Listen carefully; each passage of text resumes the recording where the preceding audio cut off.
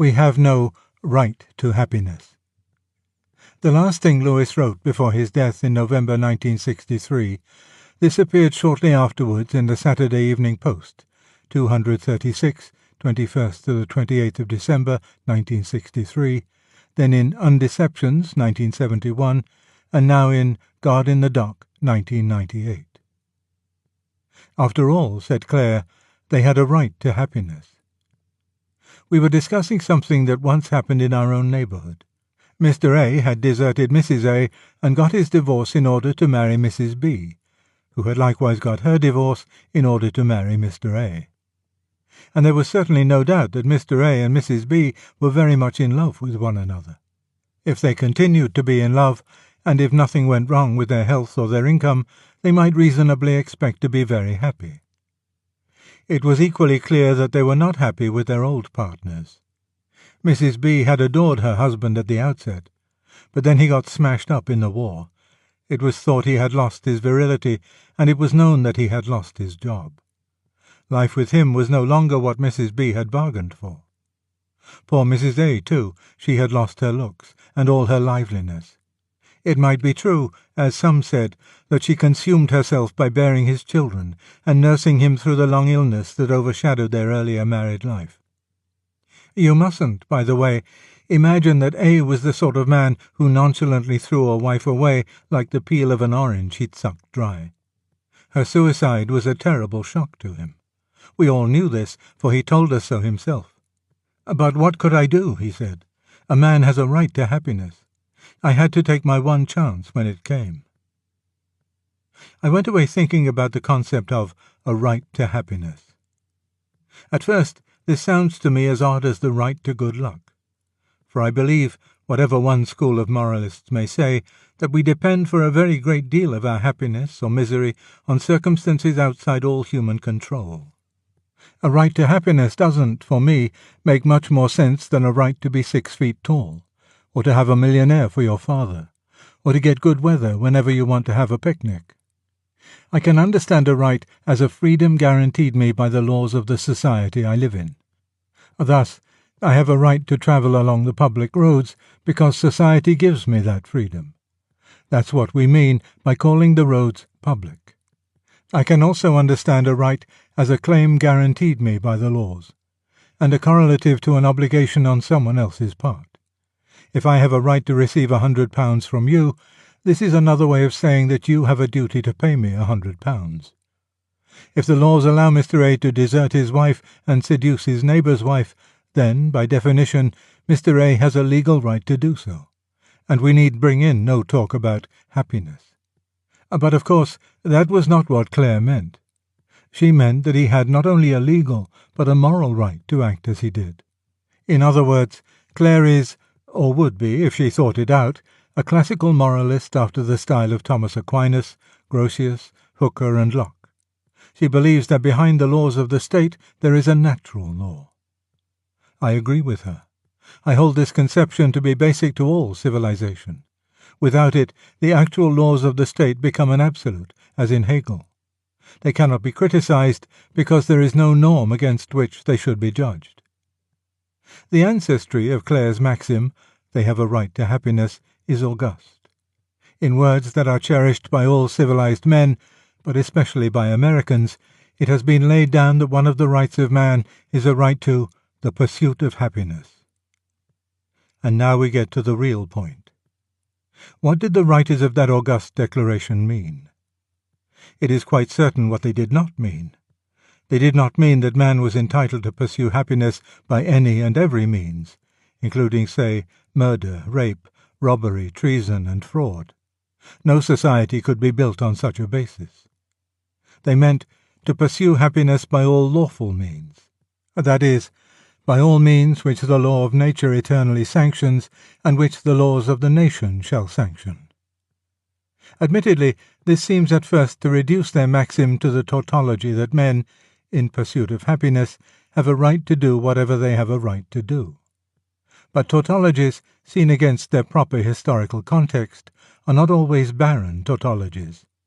The Declaration is primarily a denial of the political principles which long governed Europe, a challenge flung down to the Austrian and Russian empires, to England before the Reform Bills, to Bourbon France. It demands that whatever means of pursuing happiness are lawful for any should be lawful for all, that man, not men of some particular caste, class, status, or religion, should be free to use them. In a century when this is being unsaid by nation after nation and party after party, let us not call it a barren tautology. But the question as to what means are lawful, what methods of pursuing happiness are either morally permissible by the law of nature, or should be declared legally permissible by the legislature of a particular nation, remains exactly where it did. And on that question I disagree with Clare. I don't think it is obvious that people have the unlimited right to happiness which she suggests.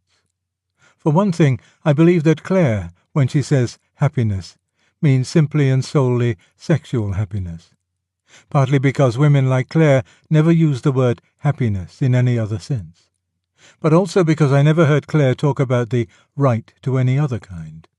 She was rather leftist in her politics, and would have been scandalized if anyone had defended the actions of a ruthless man-eating tycoon on the ground that his happiness consisted in making money, and he was pursuing his happiness. She was also a rabid teetotaler. I never heard her excuse an alcoholic because he was happy when he was drunk. A good many of Clare's friends, and especially her female friends, often felt, I've heard them say so, that their own happiness would be perceptibly increased by boxing her ears. I very much doubt if this would have brought her theory of a right to happiness into play. Clare, in fact, is doing what the whole Western world seems to me to have been doing for the last 40-odd years. When I was a youngster, all the progressive people were saying, "Why all this prudery? Let us treat sex just as we treat all our other impulses." I was simple-minded enough to believe they meant what they said. I have since discovered that they meant exactly the opposite. They meant that sex was to be treated as no other impulse in our nature has ever been treated by civilized people. All the others, we admit, have to be bridled. Absolute obedience to your instinct for self-preservation is what we call cowardice. To your acquisitive impulse, avarice. Even sleep must be resisted if you're a sentry. But every unkindness and breach of faith seems to be condoned, provided that the object aimed at is 4 bare legs in a bed. It is like having a morality in which stealing fruit is considered wrong, unless you steal nectarines. And if you protest against this view, you are usually met with chatter about the legitimacy and beauty and sanctity of sex, and accused of harbouring some Puritan prejudice against it as something disreputable or shameful. I deny the charge. A foam-born Venus, golden Aphrodite, Our Lady of Cyprus, I never breathed a word against you. If I object to boys who steal my nectarines, must I be supposed to disapprove of nectarines in general, or even of boys in general? It might, you know, be stealing that I disapproved of. The real situation is skilfully concealed by saying that the question of Mr. A's right to desert his wife is one of sexual morality. Robbing an orchard is not an offence against some special morality called fruit morality. It is an offence against honesty. Mr. A's action is an offence against good faith, to solemn promises, against gratitude towards one to whom he was deeply indebted, and against common humanity. Our sexual impulses are thus being put in the position of preposterous privilege. The sexual motive is taken to condone all sorts of behaviour which, if it had any other end in view, would be condemned as merciless, treacherous, and unjust. And now, though I see no good reason for giving sex this privilege, I think I see a strong cause. It is this. It is part of the nature of a strong erotic passion, as distinct from a transient fit of appetite, that it makes more towering promises than any other emotion. No doubt all our desires make promises, but not so impressively. To be in love involves the almost irresistible conviction that one will go on being in love until one dies, and that possession of the beloved will confer not merely frequent ecstasies, but settled, fruitful, deep-rooted, lifelong happiness. Hence all seems to be at stake. If we miss this chance, we shall have lived in vain.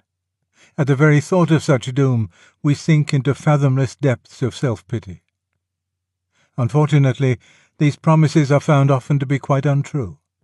Every experienced adult knows this to be so as regards all erotic passions, except the one he himself is feeling at the moment. We discount the world without end pretensions of our friends' amours easily enough. We know that such things sometimes last and sometimes don't. And when they do last, this is not because they promised at the outset to do so. When two people achieve lasting happiness, this is not solely because they are great lovers, but because they are also, I must put it crudely, good people, controlled, loyal, fair-minded, mutually adaptable people. If we establish a right to sexual happiness which supersedes all the ordinary rules of behavior, we do so not because of what our passion shows itself to be in experience, but because of what it professes to be while we are in the grip of it. Hence, while the bad behavior is real and works miseries and degradations, the happiness which was the object of the behavior turns out again and again to be illusory. Everyone, except Mr. A and Mrs. B, knows that Mr. A in a year or so may have the same reason for deserting his new wife as for deserting his old. He will feel again that all is at stake. He will see himself again as the great lover, and his pity for himself will exclude all pity for the woman. Two further points remain. One is this. A society in which conjugal infidelity is tolerated must always be, in the long run, a society adverse to women. Women, whatever a few male songs and satires may say to the contrary, are more naturally monogamous than men. It is a biological necessity. Where promiscuity prevails, they will therefore always be more often the victims than the culprits. Also, domestic happiness is more necessary to them than to us. And the quality by which they most easily hold a man, their beauty, decreases every year after they have come to maturity. But this does not happen to those qualities of personality — women don't really care twopence about our looks — by which we hold women. Thus, in the ruthless war of promiscuity, women are at a double disadvantage. They play for higher stakes and are also more likely to lose.